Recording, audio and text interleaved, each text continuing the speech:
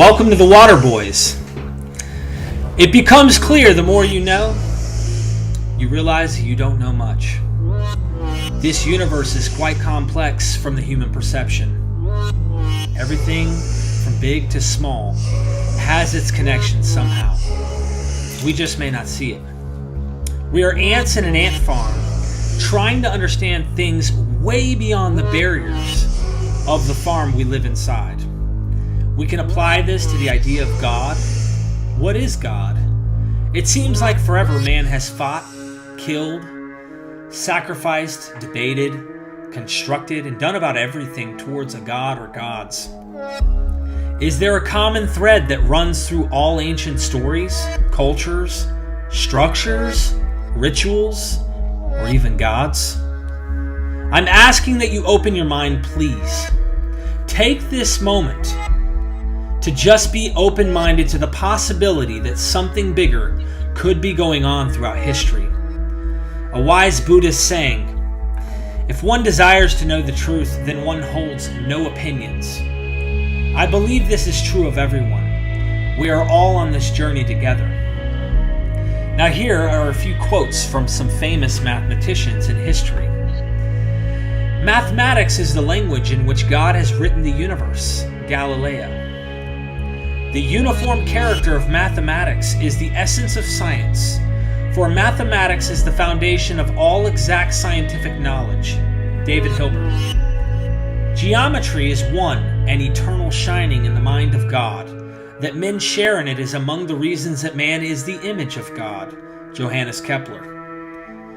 Mathematics is the language in which the gods speak of people or to people. The knowledge of which geometry aims is the knowledge of the eternal, Plato. Actually, everything that can be known has a number, for it is impossible to grasp anything with the mind or to recognize it without this. Philolus, is that right? Philolus. I believe I'm pronouncing that correct.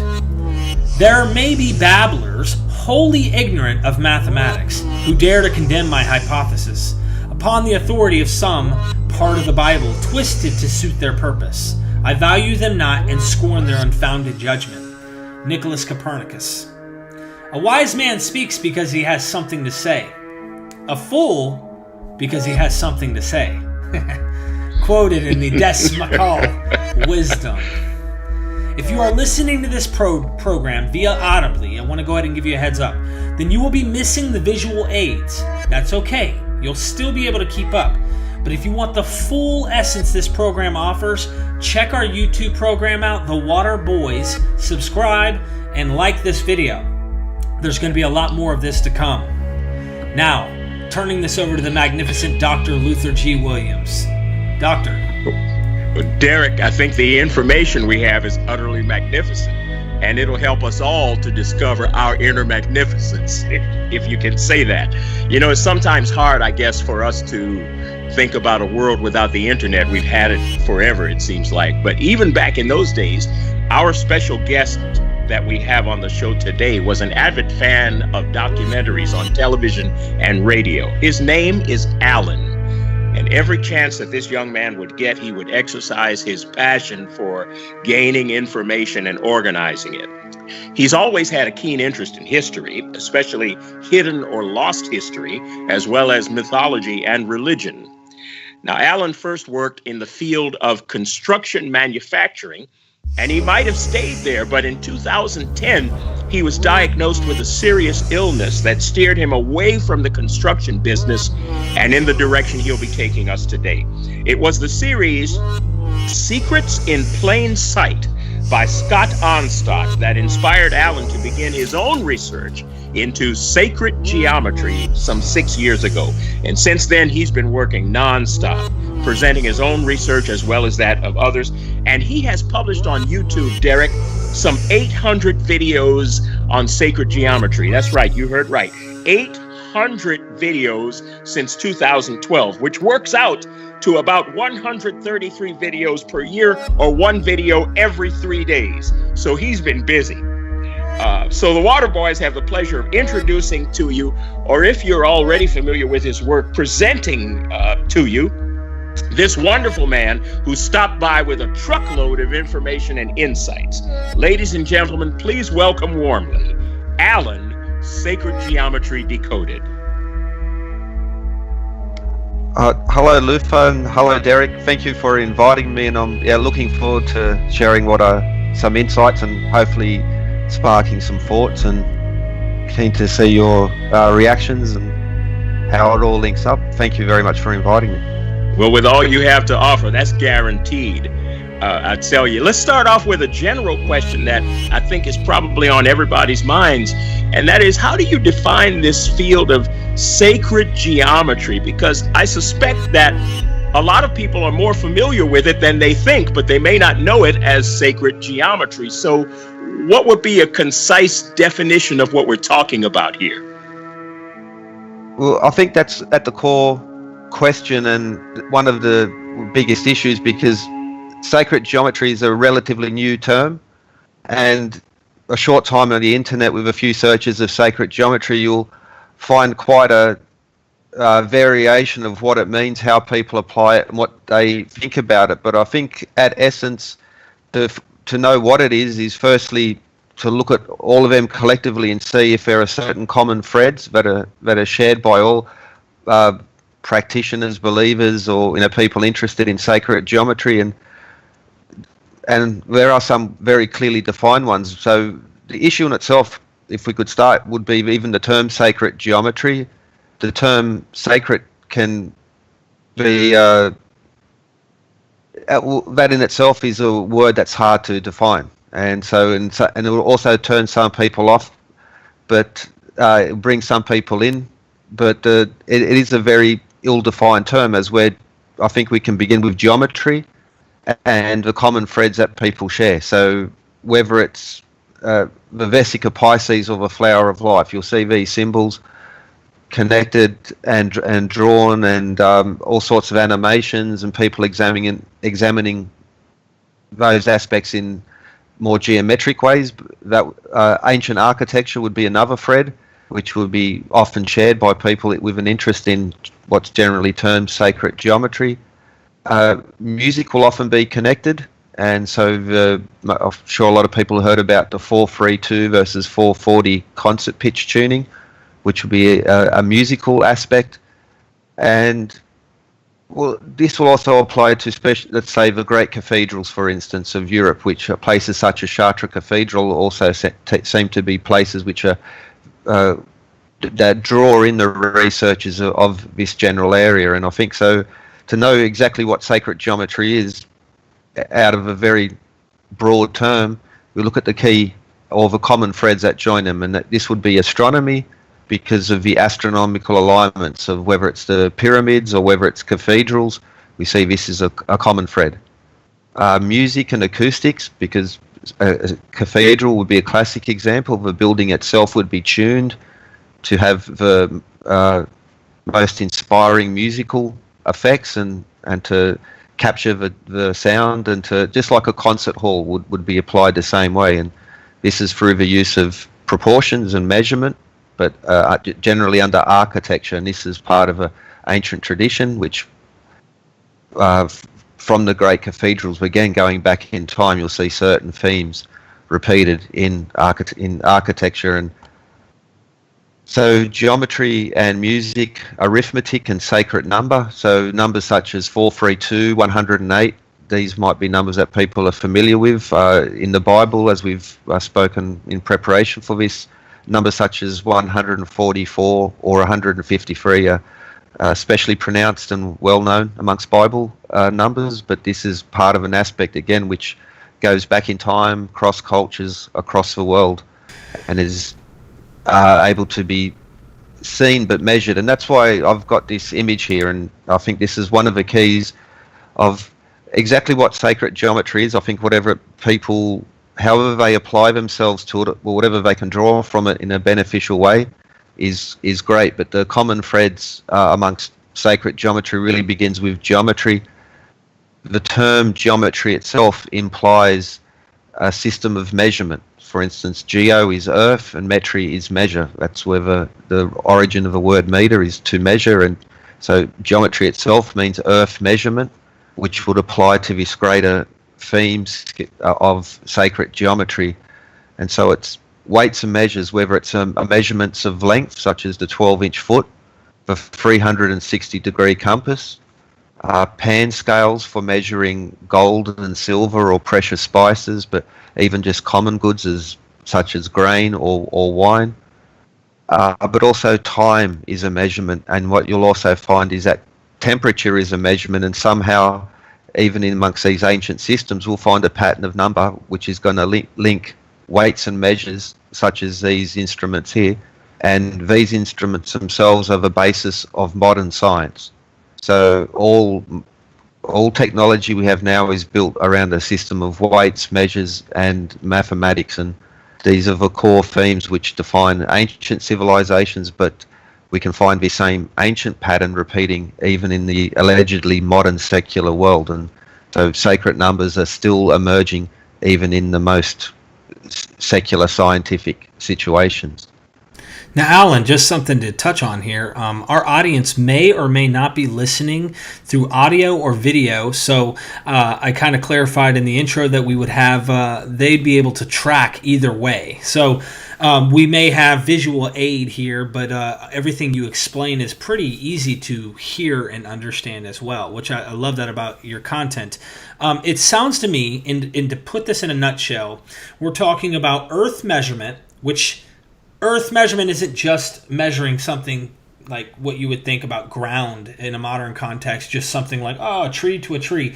Yeah, that might be part of it, but it's everything that encompasses us on this earth. Everything that is in our existence, if you will, could be part of this measurement system, dealing from man to nature, time, weights, sound, I mean, you name it. And so all of these things, just to put it in a nutshell, we find within the Bible, we find within ancient literature, not just the Bible, and we see a common thread, not only in the ancient world, but in these texts that do not make these texts necessarily exclusive and divisive, like, oh, we've got the answer, you don't, but rather kind of shows a common thread, if I'm not mistaken. And this might be going into an interpretive field, which you're not trying to do, but I'm asking the audience to be open to thinking, what does this mean for our interpretive methods? That's all I'm asking. So I'm going to go ahead and mute and... Okay, well, so I think we have these common threads that everyone would agree is shared amongst sacred geometry and generally termed sacred numbers, but especially for those people who are even secular, let's say, or materialist, that the importance of this particular system is that it can be measured, it can be tested, and you can see it repeated throughout the past, but we'll also be able to see it actually predicting major new buildings as they're being constructed or major new city plans, so that it's still happening now. But the pattern is, again, something can be measured, counted and tested, and we'll certainly see it in ancient India, in the Mayan culture, in biblical tradition, but also we'll find it in ancient Egypt, also ancient stone circles, and as well as other stone sites such as the Karnak alignments in France as well. And what we have is a very particular pattern, I think, and the repeated elements is music, geometry, arithmetic, and astronomy, the quadrivium, they being at least those which can be sort of clearly measurable. But I think, but also one of the most powerful arguments for this, as I have this illustration here, is so it's basically showing a man with his arms out. Now, this goes back to this ancient Greek well-recorded principle, but we'll see evidence for it in older civilizations. But just to begin with the Greco-Roman period, because we have such clear documentation, textbooks such as Vitruvius's 10 Books of Architecture, or the works of Heron, which describe all the elements of architecture, but also alchemy and color, and basically it's an engineering textbook, and it's very well. It's written in a way that is clearly understandable to us now. There's evidence, for instance, in hieroglyphs of these types of events, but it's they're not. They don't read as a science textbook. They're very poetic. And a lot of people believe that there's actually quite a bit of scientific knowledge hidden in there, but I'd just like to stay with where we have very clear repeated texts, and there are a few, especially Greek and Roman works, whether it's the geometry of Euclid. So that's probably still the world's most popular, widely spread, distributed book is Euclid's Elements, which is the basics of geometry. And this has been in constant publication across all religions that have had access to it for 2,000 years. So that's still a textbook now for geometry. We have the 10 Books of Architecture by Vitruvius, which is a textbook of the philosophy of architecture, of town planning, but it's also a engineering textbook of how to build machines to move and lift heavy stones on a full book. It's interior design and the weights and measure system. So the image there is a man with his arms out, because the concept is that, and for instance, Greek temples would be designed on the principle of the perfect proportions of an idealized person. And so if you have fingertip to fingertip should be your height. So you have a symmetry that's happening there. But what I have is we have apparently unconnected units of measure coming together. So firstly, that quote by Protagoras, that man is the measure of all things. And this is a concept in geometry. We would look at the geometry of a human, and you could describe it with geometric forms, but everything will connect as well to measurements and proportions, which will lead to larger connections. Now, for instance, the cubit that I'm describing here is actually the ancient Egyptian royal cubit, which was used to define the pyramids. So what we have now is the allegedly modern meter, but we'll find that this is actually quite ancient and connects to ancient units of measurement. So we have a meter, we have an Egyptian royal cubit, and we have 1 foot. So an Egyptian royal cubit plus 1 meter equals exactly 5 feet. Therefore, an English foot plus an ancient Egyptian royal cubit plus 1 meter equals 6 feet. And that in itself will equal 72 inches or 216 grains. And so you might ask, well, what's a grain? An inch is made of 3 barleycorn. That was an ancient definition. So what you'll find is that still now, ceremonially at least, that units such as the inch or ounces are defined by a number of grains, because a wheat grain or a barley grain would be of a similar size and similar weight. So you could make a good approximate, but it was more complicated than that. The king or the local lord would have a set of weights, for instance, and weights would be tested. But as a general rule, you could say that 1 inch was 3 barleycorn, and so many barleycorn added together would be an official ounce. So being a definition of coins. Did you have something you were trying to say, Luther?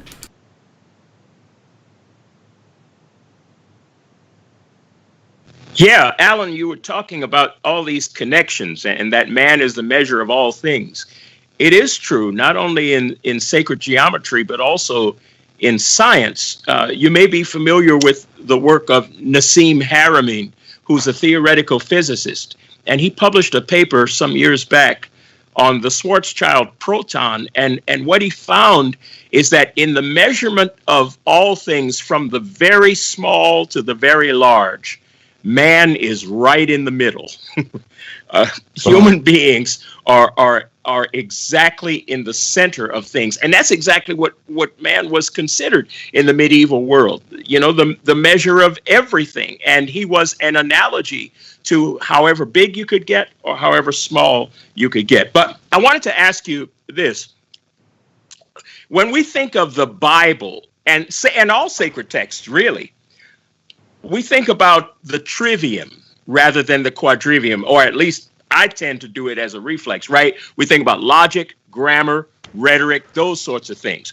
But you're talking about the quadrivium, which deals with things that can be measured: geometry, astronomy, music, and arithmetic. What do we learn by handling sacred text this way? Isn't that a rather unfamiliar approach to take to a sacred text? And what do you say to people who say, well, that's the Creator's direct communication with his creation? It's mind to mind. It's not something to measure and to observe. This is a different way of looking at sacred texts, isn't it? Well, actually, I think the beauty of what's happening with this system is that it's actually a series of levels of information brought together. So I think you can view it, and I must admit I have a very specific, I would say to an extent, narrow view at which I'm approaching it, because I want to look into what is the testable, what is the measurable, but also where do we have clear documentation and where can we get exact measures to repeat this. So basically I've tried to be forensic as possible with the examination of what I've been looking for, and I can't avoid the fact that I'll bring in we have the 7 liberal arts, so I'll bring up some images there, and so that's one where we have grammatic, grammar, dialect, logic and rhetoric, music, arithmetic, geometry, and astronomy. So these are some standard images of. Where do those come from? Those pictures, like those look like those are ancient art. Like someone actually had that inscribed somewhere. Yeah, well, so the exact origin of the 7 liberal arts, officially speaking, will appear around about the 11th, 12th, 13th century, just at the same time that the great cathedrals started to be built in Europe. And what we had is Europe was coming out of the Dark Age that it had been in for a while. So just before the Renaissance, grand cathedrals such as Chartres Cathedral or Amiens and Beauvais, and a few, those beautiful massive cathedrals, they just appeared out of nowhere in a sense, because it was what's special about those great cathedrals is that firstly, some of them were the first buildings taller than the Great Pyramid. And they were different. Previous to that, you had Roman architecture, which was very thick walls with very narrow doors and very few windows. So temples or cathedrals had been relatively dark. And then we had things like Chartres just appear out of nowhere, where they're rivaling the Great Pyramid in height, and they have very narrow walls with massive windows, and it was like a revolution in architecture. And so we had not only these large buildings, but they were hollow with very thin walls, and it was but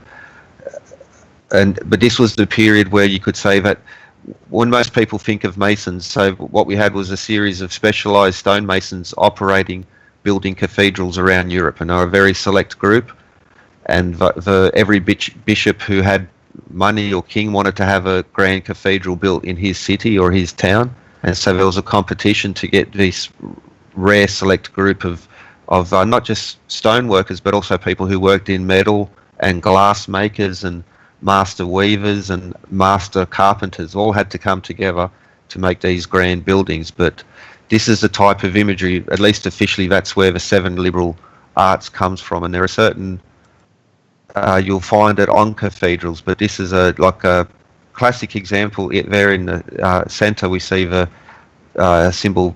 This is called the caduceus. Sometimes it'll be called the kundalini, but it's a rod connected with Hermes. It's 2 snakes about the rod. This will be another depiction of the 7 liberal arts. So they're practicing in geometry and music, but again, and at the center you'll see the caduceus. And this is actually, it's a complicated symbol, but the simplest way would be that it's the emblem of Mercury or Hermes. And so arithmetic, this is Alan, in Chartres. Yeah. I'm sorry. So Alan, the competition between people who were building, let's say, cathedrals, these sacred structures, reminds us of the competition, let's say, in the 1920s or 1930s with skyscrapers, right? In other words, there's an art and science and everything that a culture had to offer had to be brought to bear to build its finest structures. And that's interesting. It's like everything came together in these structures. So I can't wait for you to talk about some of these numbers in the sacred text. How about you, Derek? You already know that's bringing a pack to this fight here. I mean, this is going to get interesting, of course. Alan, if you're down, that'd be great, because generally speaking, it seems like what we've done already is laid a general basic foundation saying, look, this isn't everything from modern to ancient. As far back as we can find archaeological structures that are still standing and measurable, we see a theme, a common theme of what looks to be these liberal arts. And Alan's saying it's possible this stuff goes further back than when we can, tell. And there's these same numbers, same patterns in all these different sciences, if you will. And I think it'd be good. I think it'll be interesting to get into the numbers, because that's going to really turn everything on its head. So Alan, let's get into some numbers for our listeners that many may be familiar with from the Bible. Now, we could take any sacred text, and some of these numbers appear not only in the Bible but in other sacred texts as well. And just have you talk about them. Let's identify 4 numbers. We could talk about 72, 144, 153, and 273. Those are numbers that you deal with extensively in your video series. So if we could do that, and I'd like to read a Bible passage where the numbers are found, just to kind of set things up, and then have you comment on what things you've discovered concerning that number. Would that be to your liking? Yes, no problem. If you want to begin with 72, we could start off with. If you like to intro that. Yeah. I think that'd be a great idea. Okay, let's start off with 72. And I think, Alan, you've provided us with a reference from the Bible on that. And I have it. It's Luke chapter 10, verses 1 through 3. Okay? And keep in mind, we'll mention the number 72. Some manuscripts say 70. Others say 72. I think the 72 is more common with the Egyptian manuscripts, the Alexandrian, the Codex Sinaiticus, and Vaticanus. But it depends on which one you have, whether it'll say 70 or 72. But here, let's start with Luke chapter 10, verse 1.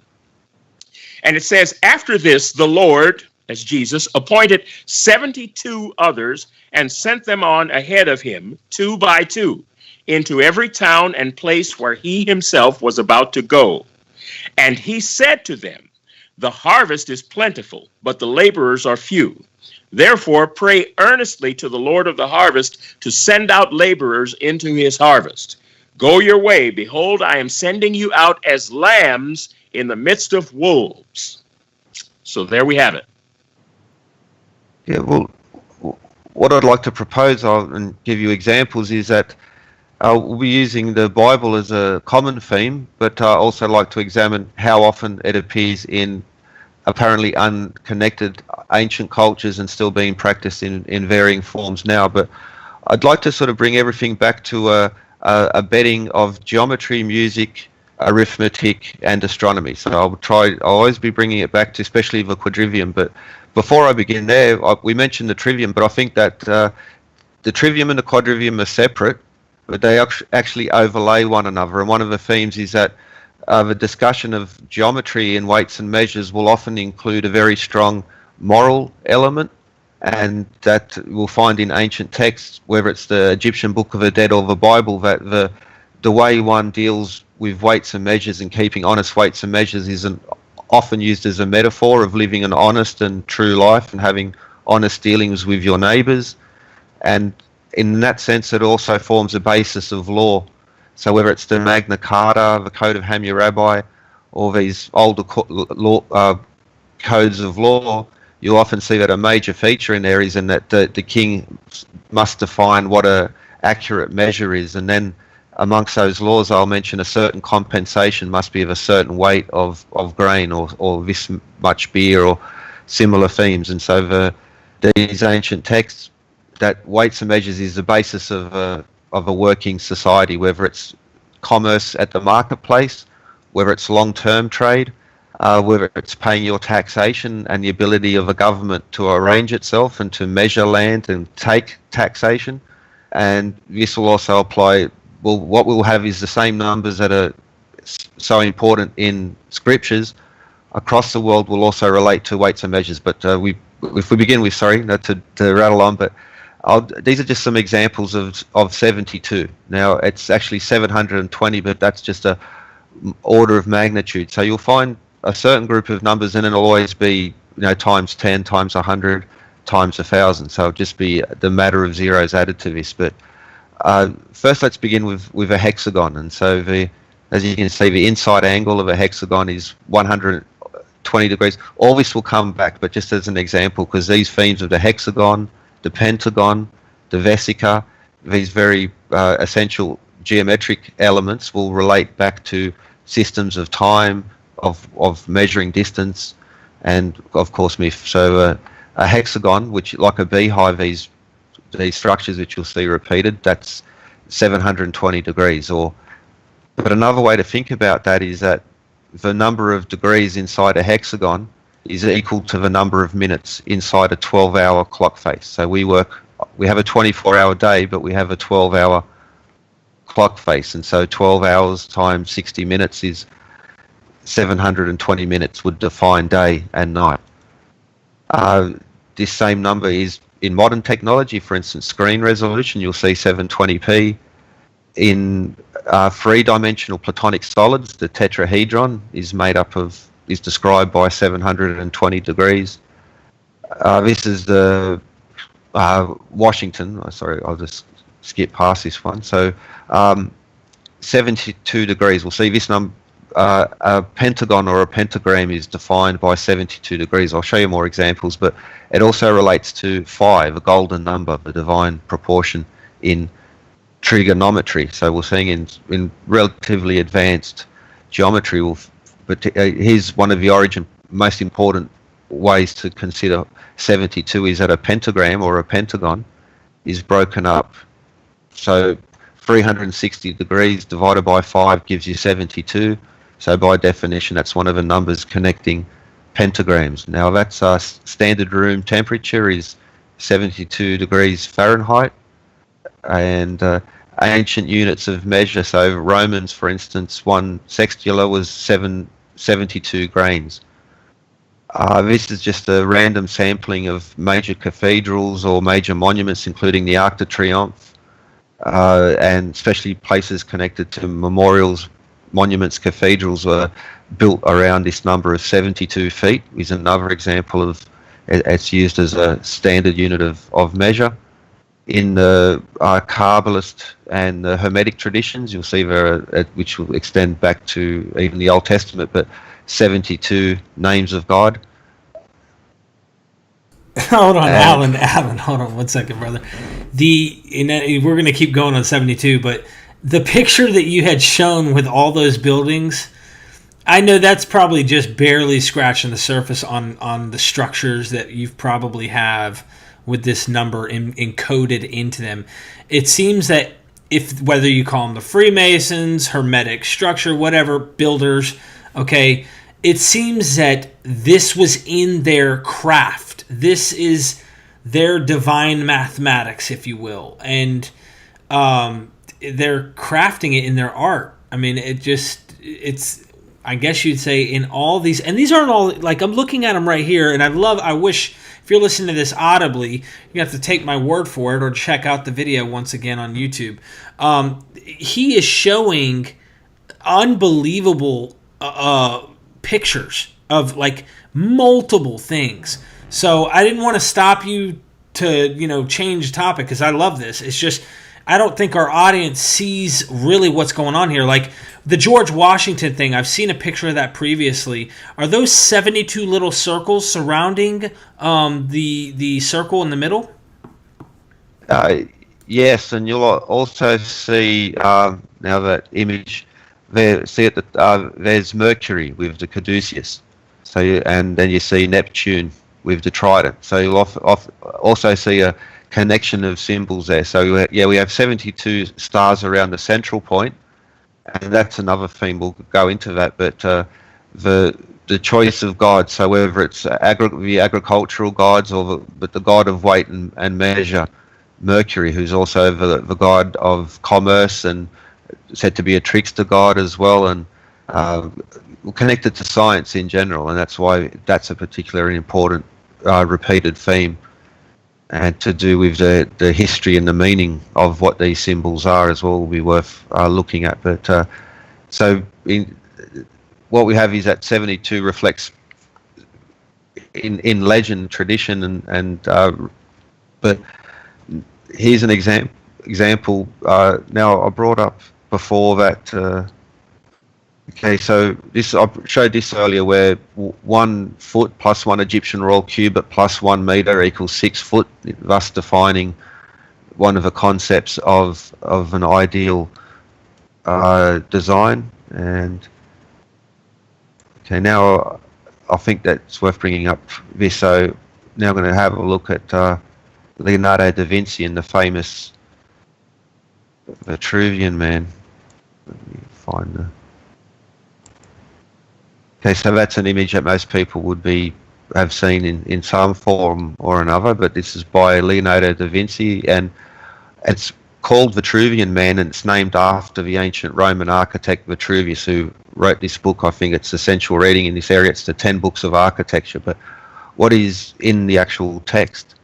So we'll also be connecting it to units of measure, but so just like with this image here, what we have is 1 foot plus 1 cubit plus 1 meter equals 6 foot.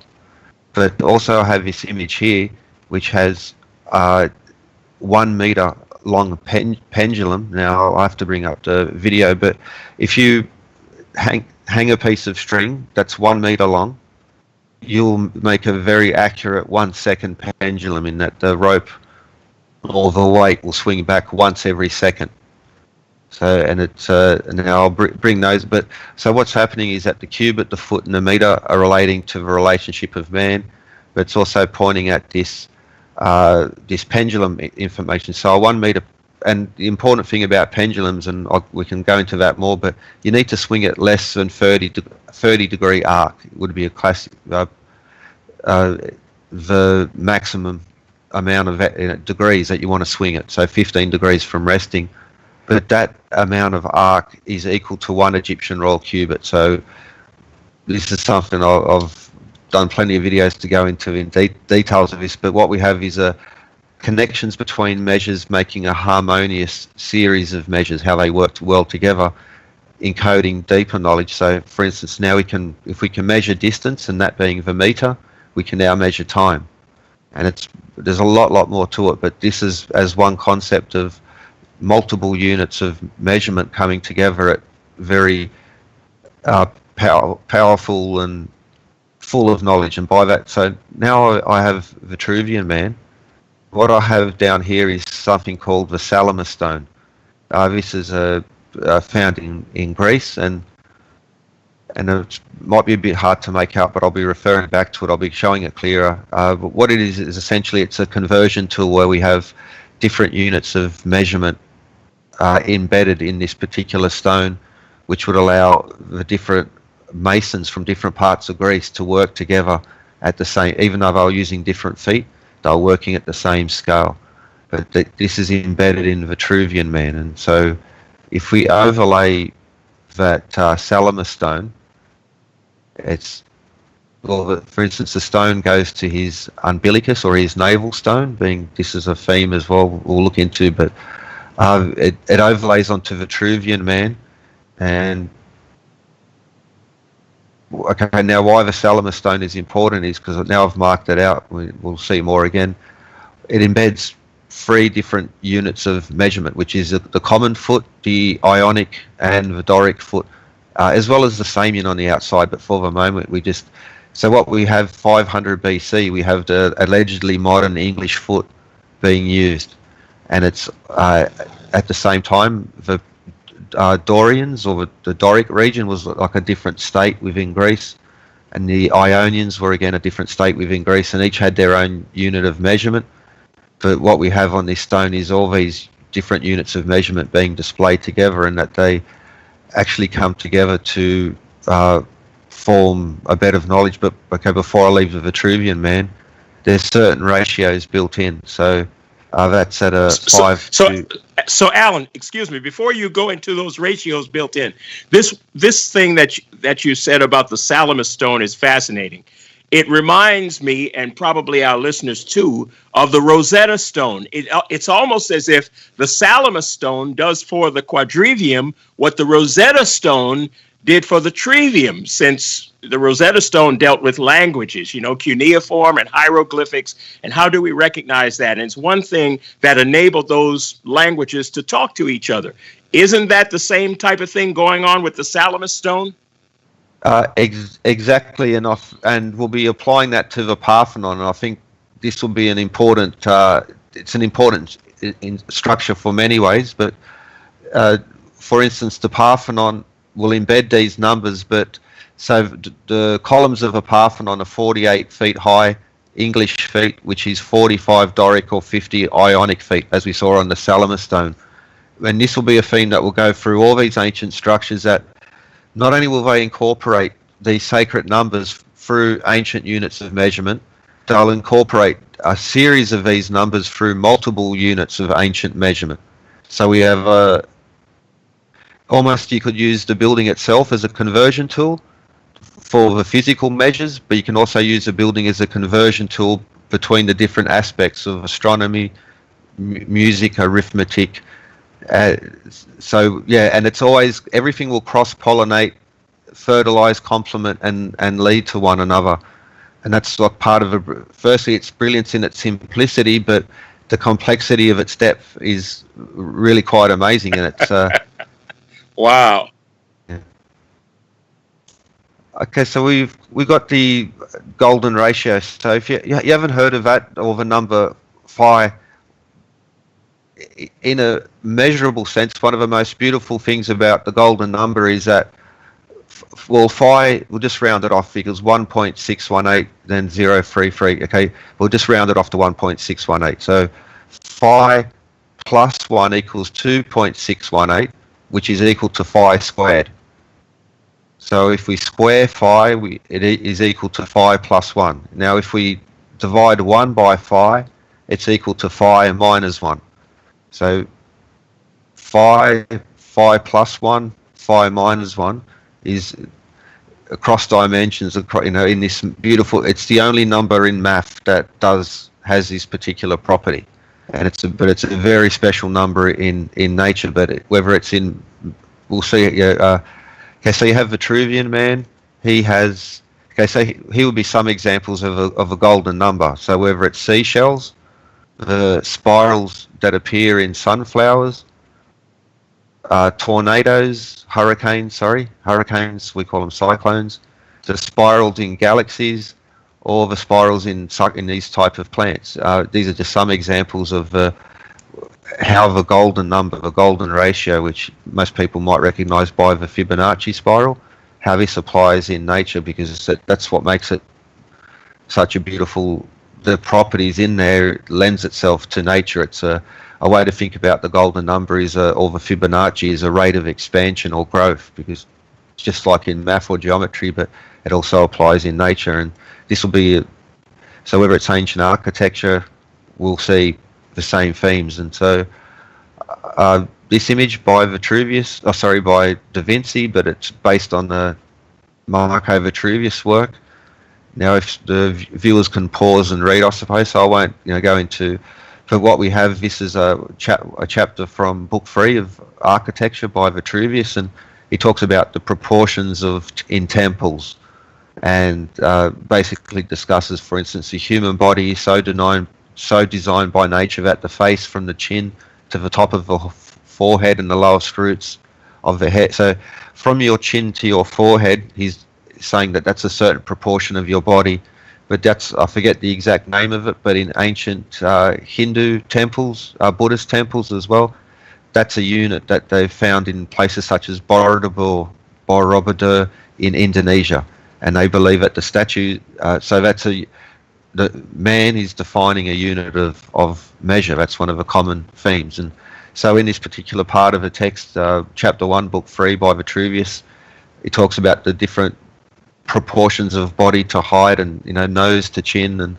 and saying that they have a breakdown of basic measure systems. Now, the inch would be one most people have heard of. It. A good way to define the inch is the width of your thumb, so which is also a bit like where the term rule of thumb comes from. You can use the width of your thumb as a ruler, as a basic gauge of an inch.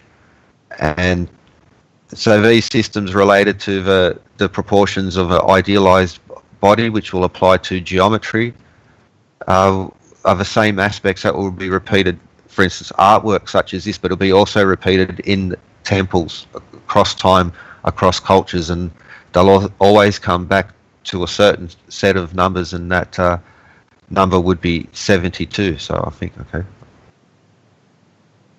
okay, so I mentioned the number 72, the different aspects of it in weights and measure systems, both modern and new, whether it's screen resolution or ancient Roman weights, in religious texts, the Kabbalah, Hermetic traditions, but now we see it as astronomy as well. So measurements of the sun and the moon, and there'll be a small group of units of measure that I'll be referring to. So if I could set those up and just and really begin. So we'll come back to it, but so let's start. Ionic scale is as in ionic columns, or it's also known as Ionian musical mode, which is which we saw in the Salamis stone. So for instance, that's one of the Ionic scale is one of the units measured found in that Salamis stone we talked about. And we also have the long scale, which is a Persian foot, but some would suggest that it goes back to the earlier stages of Stonehenge and other places. But what I'll refer to as the long foot is the Persian foot. You can see the ratio of conversion. But what we have is both in the Ionic and the long foot, we have the diameter of the sun beautifully harmonizing at these numbers based on 72. So both the sun and the moon create these, can be measured using 72 at different units of measurement. So it's not just one unit of measurement, it's multiple units of harmonize at that point. And also you might see that the diameter of a moon is 720 league.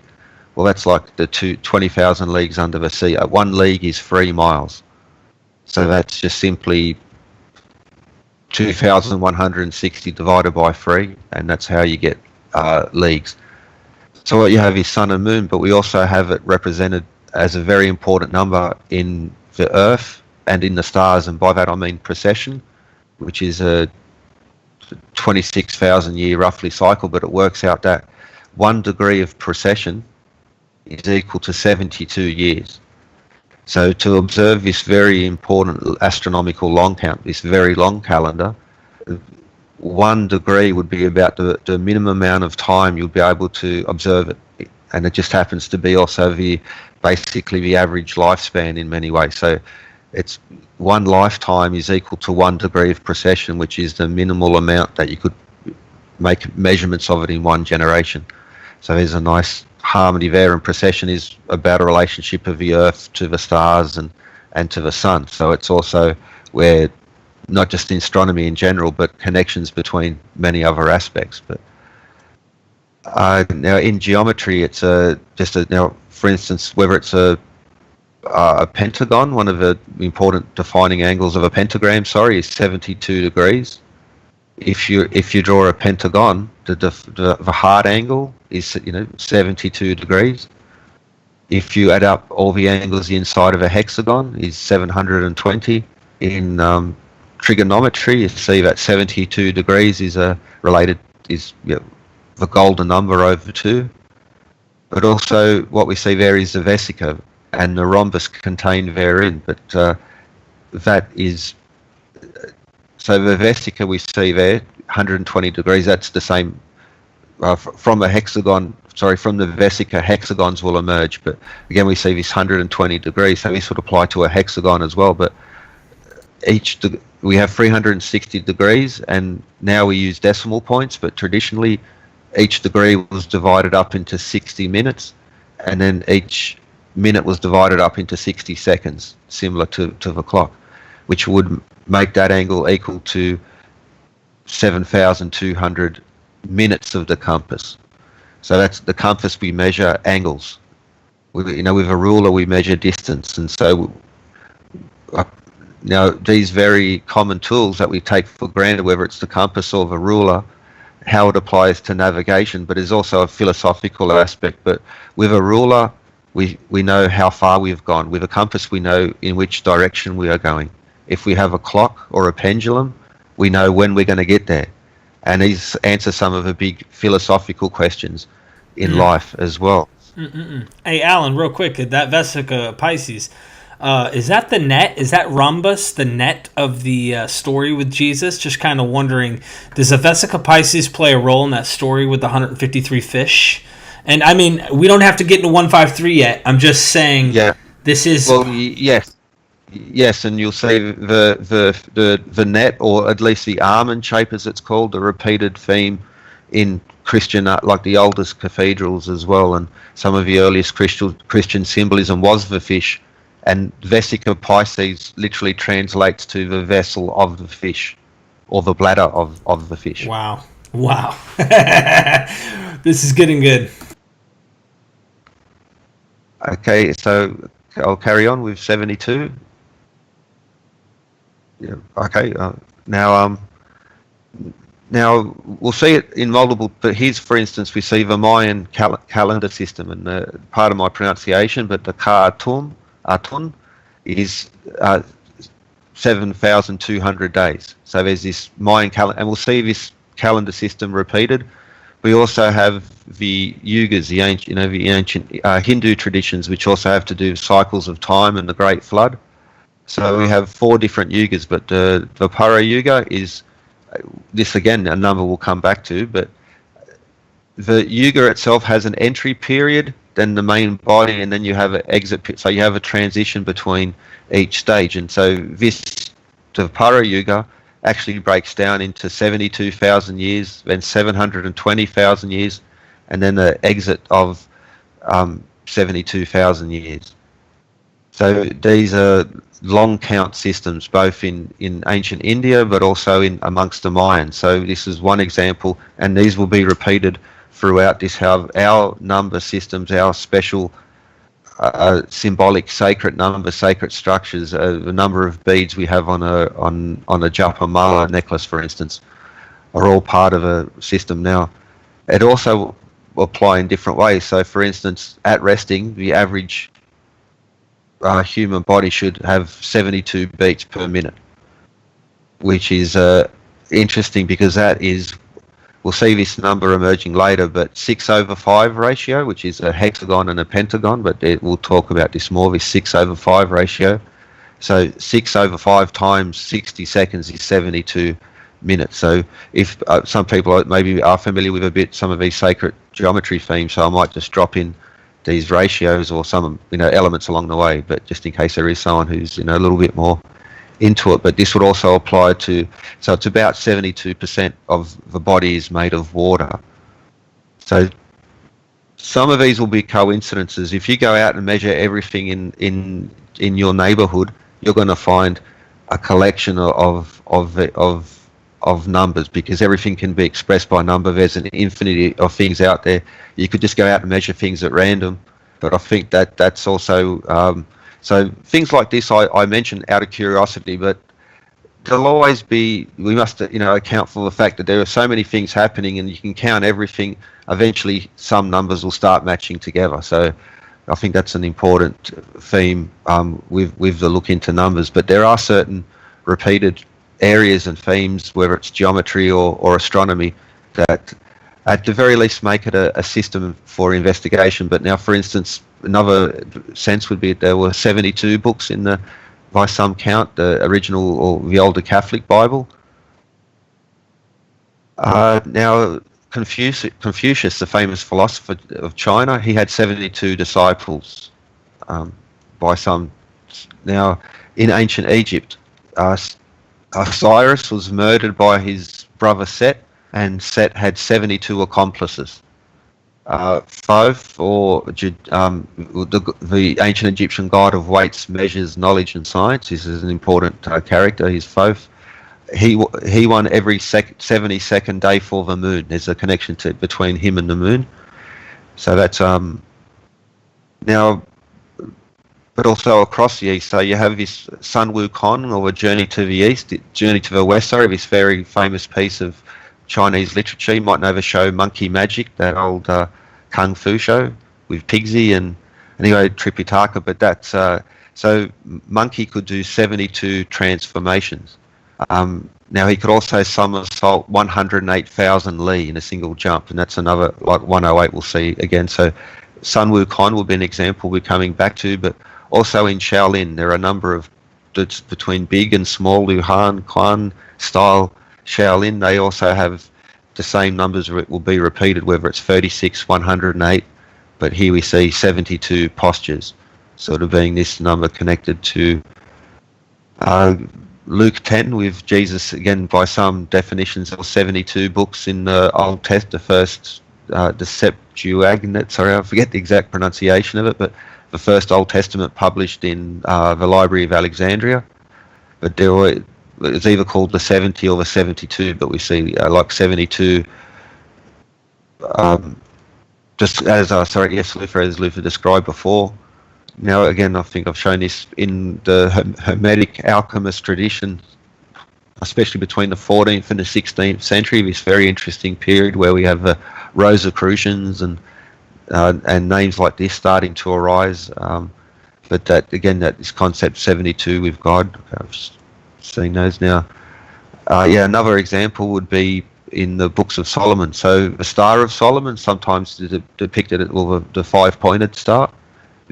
As we saw earlier, the angle defining at the heart of a five-pointed star is 72 degrees, and we have Solomon, depending on the book, capturing 72 genies or demons to help him in his work. And there we have also in like the songs there, I forget the exact, there's a lot of, from the books of Solomon and these books connected with him, emerged what's called Enochian magic, which was, again, later used by Aleister Crowley to write his books. Now, that all come off John Dee, but a lot of that, part of that, those type of works by those occultists at the time were based on biblical texts now. Okay, so while we've seen 72 as weights and measures, both ancient systems on TV resolution, it's also connected to different music, so Byzantine equal temperament is 72, but here's an interesting point in that room temperature, or 72 degrees Fahrenheit, is equal to 295.37 Kelvin. Now, I won't go into it now, but 29.53 days is the distance between a full moon. And so this won't sort of, as it emerges later, but now we've just begun with 72, so you're telling me temperature, measurement, time, weight, sound, I mean, look, color, pixels on your screen. I mean, goodness gracious. And now we're about to get 72 virgins once we commit jihad. Come on now. Well, and, a few years ago they found the oldest surviving Quran, and it was, the actual term was 72 grapes would be received. But also a large section of the book was about architecture, because we see as soon as the Islamic period starts, they adopt Byzantine Roman weights, measures and architecture, and we see the same temple measurements repeated and designed. So whether it's Christian architecture, Hindu, Islamic, Buddhist, and now even modern secular memorials and monuments will see the same numbers and proportions repeated, just with it's just like turning on its side and giving a slight variation, but there are certain core themes now. So with 72 as well, you have the tetragrammaton, which is like, again, another expression of 72 when it comes to, now even that symbol of a Vulcan sign, that's Shin, the fire, which is used in Masonic alchemy, for instance. The eagle's claw, they call it, that symbol. And it relates to Shin, or fire, which is a 21st letter. But so we see 72, but also 216 emerging from the tetragrammaton, which again is this constant theme. 72 degrees. Yes, okay, we've seen precession. Okay, so that's an intro to 72. And I'll bring up the harmonic numbers here. So these harmonic numbers are not the only way, but I think so. This chart of numbers I'll be referring to as the core of this particular system, and I'll beginning with we'll begin with the concept of music, because Pythagorean tuning, as they call it, so that 432 versus 440 argument rests around this method. So this is Pythagorean tuning, what most people would say is the more holistic method. Where you have 432 and okay, so I'll bring back up the Vesica Pisces, and there we see it's a basic construction. It's one circle with the second circle having its center on the edge of the first. So you just draw two circles using, and what we have is basically we create a 2 to 3 ratio. So this now,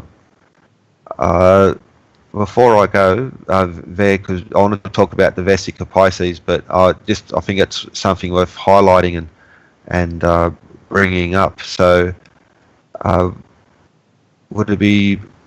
I might need a few moments just to find the right image. So if you and Luther could. Absolutely. Luther. Yeah. Alan brought up the Vulcan peace sign, and I happen to be wearing my Idic from Star Trek, so things are meshing so beautifully. I'm never going to look at my Vulcan necklace the same after talking with Alan. Well, I think it's just amazing. Something, I got a joke for you guys. I thought it was funny when you mentioned the inch being the thumb.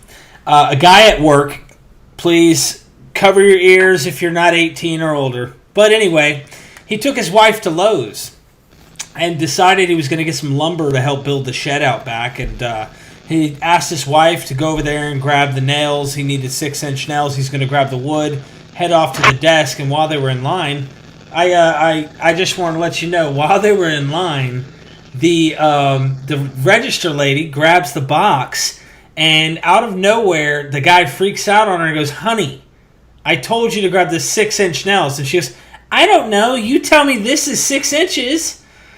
And they're 3-inch nails. Anyways, I figured I'd make it funny. Okay, can the kids come back, Derek? The kids can come back. Guys, I've heard a couple things I wrote down. He brought up He brought up the Hindu, the ages and the time for the Hindu writings, and so it was 864. I know that the Sumerian kings list has 432,000 years, and that is the 10 kings of the Sumerian list, which is half of the 864. Which these numbers all play together. I wrote down a few things that were in the Old Testament Exodus. Moses was in the wilderness, and 70 ancients were with him. They received the outpouring of the Holy Spirit. 2 of them, Mildad and Medad, were back at the camp. Then you had 72 descendants of Noah, and then you also had I'm just thinking of a few things off the cusp. There's 72 Buddhas on the temple in Indonesia, the statues of Buddha. And so it's like, oh, wow. I mean, there's a lot going on here, but anyway. So, Derek, I'm looking at the text itself, you guys, and in that passage in Luke, it talks about the harvest 3 times, right? He says the harvest is plentiful, and then he talks about the Lord of the harvest sending out laborers into his harvest. So harvest is obviously a very important word. And that phrase, his harvest, if you look at the gematria of it, the numerical value of the letters, I talk a lot about gematria, but it happens to be 72 times 23. So it's even embedded in that passage in Luke in some interesting ways.